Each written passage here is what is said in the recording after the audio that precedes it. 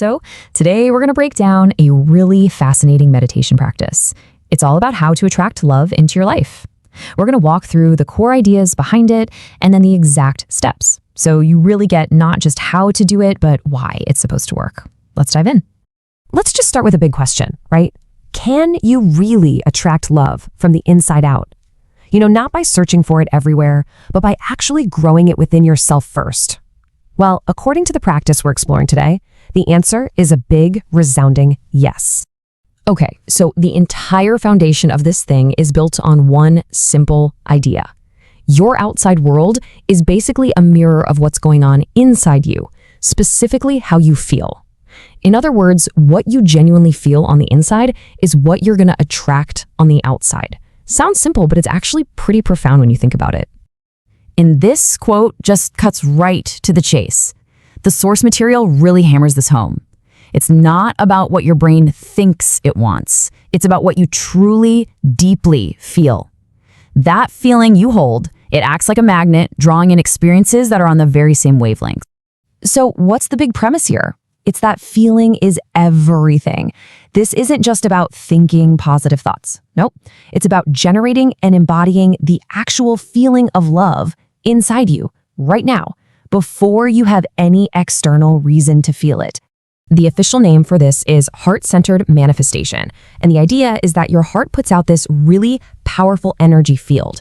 By consciously creating a specific feeling, like love, right there in that field, you can start to attract a reality that actually matches it. So how does this actually work? All right, step one is super simple, and it's all about connecting to your heart. This is the physical and energetic starting point that gets your focus exactly where it needs to be. And it's as direct as it sounds. You literally just place your hands over your heart, take some deep breaths right into your chest, and just pay attention. The source says you'll start to feel this warmth, this energy building in that area. And that's your cue, right? That's the sign that your focus is exactly where it needs to be. Now, once you've made that connection and you're feeling that warmth, it's time for step two. You're going to plant a seed of love. This is where we get into some really cool visualization to introduce the feeling you want to grow. So you start by just imagining a tiny little seed of love in your hands. Then you visualize yourself taking that seed and planting it right there in your warm heart center.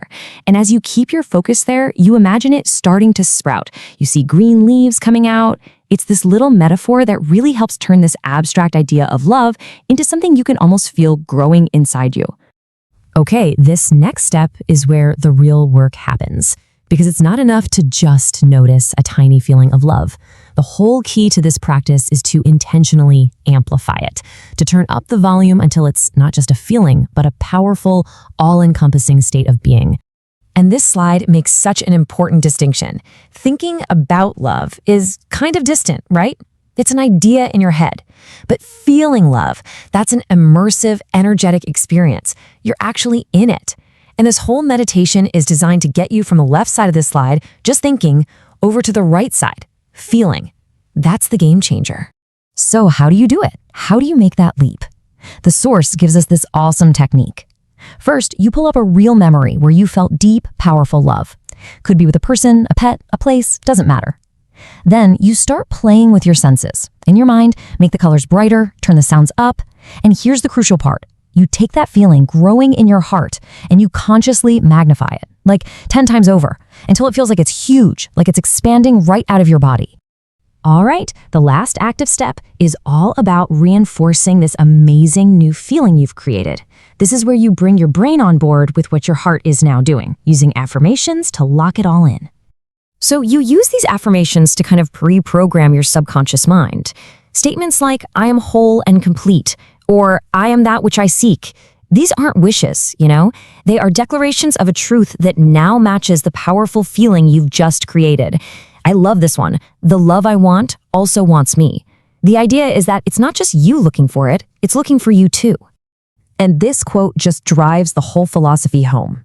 This isn't about fixing something that's broken in you. It's about realizing you aren't trying to attract something you lack. Instead, you're becoming a vibrational match. You're just turning up the volume on your own inner completeness so that the outside world can't help but reflect it back. Okay, so a really common question is, how long do I have to do this? And the source has a specific recommendation. Do this practice every single day for at least 30 days. Why? Well, it's all about repetition.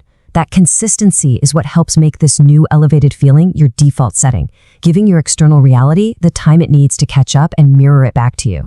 And if there is one single thing to take away from this entire explainer, it's this. The ultimate goal isn't really to get a relationship. The real goal is to become the source of the love you're looking for, to feel it and embody it right now, all on your own. The relationship, then, isn't the prize. It's more like a really awesome side effect of you being in this amazing state. So we'll leave you with this final thought to chew on. This whole practice is about way more than just attracting something.